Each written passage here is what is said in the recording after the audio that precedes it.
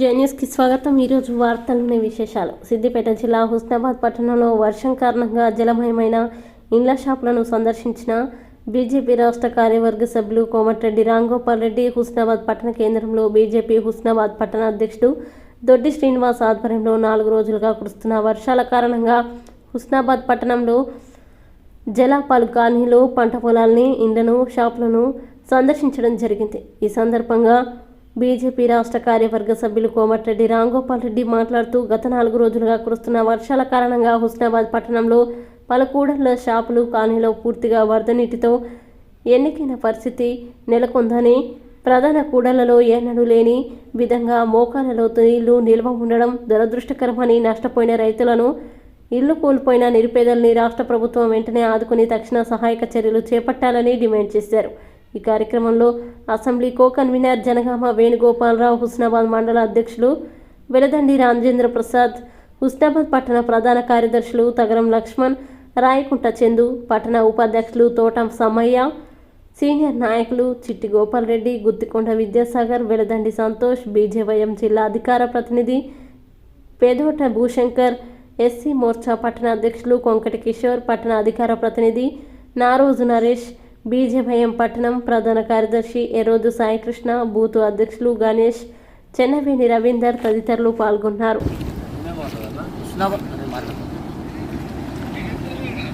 హుస్నాబాద్ పట్టణంలో గత 3 రోజులుగా కురుస్తున్నటువంటి వరద కారణంగా నష్టపోయినటువంటి ప్రాంతాలను, అలాగే హుస్నాబాద్ నుండి ఏదైతే ఎలకతుర్తి నుండి రామాయంపేట వరకు కొనసాగుతున్న జాతీయ రహదారి హుస్నాబాద్ శివార్లోని పందిళ్ళ రోడ్డం వద్ద కొట్టుకుపోయినటువంటి ప్రాంతాన్ని భారతీయ జనతా పార్టీ హుస్నాబాద్ పట్టణ శాఖ ఆధ్వర్యంలో భారతీయ జనతా పార్టీ ప్రతినిధి బృందం పరిశీలించి ఈ ఏదైతే 4 లైన్ పనులను సత్వరమే చేయాలని చెప్పేసి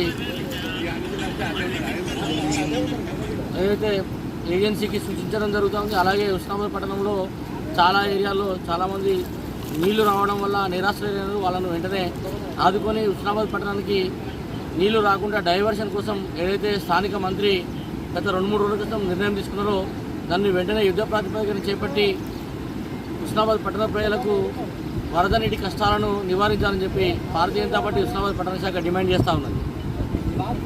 రైట్ సార్. గత 3 రోజులుగా కురుస్తున్నటువంటి భారీ వర్షాలతోని హుస్నాబాద్ పట్టణంలోని పలు కాలనీలు నీట మునిగిపోయినాయి.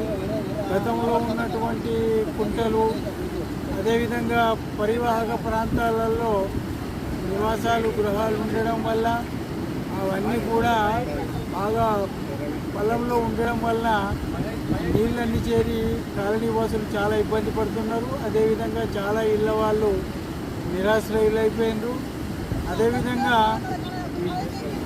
జాతీయ రహదారి సిద్దిపేట వైపు నిర్మాణం జరిగే మొదటి స్టేజీ పందిళ్ళ దగ్గర ఆ బ్రిడ్జి నిర్మాణం పూర్తి కాక వాళ్ళు వర్షాకాలంలోనే చివరికి వర్షాకాలం సమీపించినాక నిర్మాణంతో అక్కడ ఇప్పుడు వరద వల్ల ఆ దారి కూడా రాకపోకలకు అనుకూలంగా లేకుండా తయారైంది.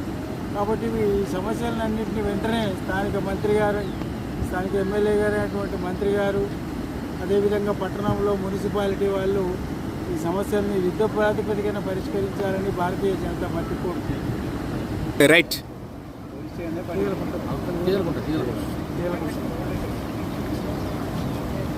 గత వారం రోజులుగా కురుస్తున్నటువంటి భారీ వర్షాల వల్ల హుస్నాబాద్ నియోజకవర్గంలో చాలా స్ట్రీమ్ల దగ్గర కాజువేలు, అదేవిధంగా మరి చిన్న చిన్న పైప్ లైన్ కల్వర్ట్స్ అన్నీ కూడా దెబ్బతిని రాకపోకలకు ఇబ్బంది జరుగుతుంది. గత రాత్రి అత్యంత భారీ వర్షపాతం కురవడం వల్ల హుస్నాబాద్ పట్టణంలో తిమ్మయ్యకుంట, గతంలో ఏదైతే తీగలకుంట, గతంలో మరి హుస్నాబాద్ మార్కెట్ యార్డును నిర్మాణం చేసే సందర్భంగా దాన్ని తెంపి దాన్ని డిస్మెంటల్ చేసి ఆ ప్లేస్లో మార్కెట్ యార్డ్ గోదాములు కడితే దానికి ఆల్టర్నేటివ్ లేకుండా ప్రత్యామ్నాయము గతంలో వచ్చేటువంటి వరద వైపు వెళ్ళేది.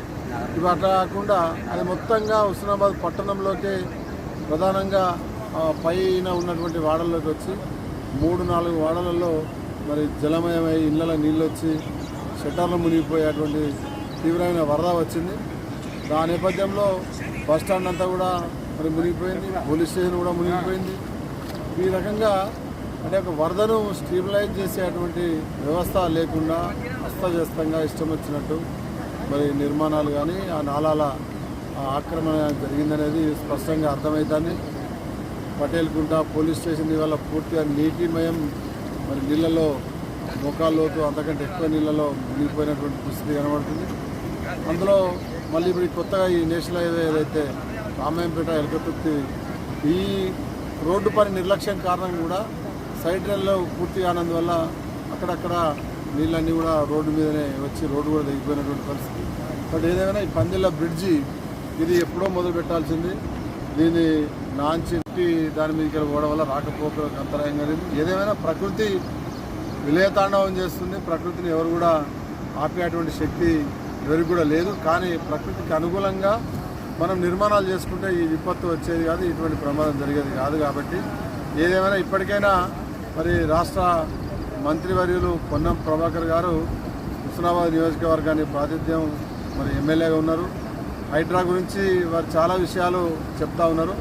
హైడ్రాకు అనుగుణంగా, హైడ్రా నియమ నిబంధనకు అనుగుణంగా ఇవాళ ఎఫ్టీఎల్ కానీ, అదేవిధంగా బఫర్ జోన్లు కానీ, నాలాలు కానీ, ప్రభుత్వ స్థలాలు కానీ, అదేవిధంగా మరి ఇతర అనేక రకాల ప్రభుత్వ భూములు ఇవాళ దురాక్రమణకు గురవుతున్నటువంటి నేపథ్యంలో ఖచ్చితంగా సహజ వనరులను కాపాడవలసినటువంటి బాధ్యత ప్రభుత్వం మీద ఉంది, ఏ ప్రభుత్వమైనా. అదేవిధంగా ఈ ప్రకృతికి అనుకూలమైనటువంటి పద్ధతుల్లో మనం విధి విధానాలు రూపొందించాల్సినటువంటి అవసరం ఉంది. కాబట్టి ఈ వర్షాలు మరి అనేక రకాలైనటువంటి గుణపాఠాలను నేర్పినాయి మనకు. ఇవాళ మహబూబాద్ జిల్లాలో కానీ, ఖమ్మం జిల్లాలో కానీ, ఆంధ్రప్రదేశ్లో కానీ మనం ఈ తరం మనుషులు ఆలోచించిన దానికంటే ఎక్కువ ఇవాళ ఈ ప్రకృతి బీభత్సం సృష్టించింది.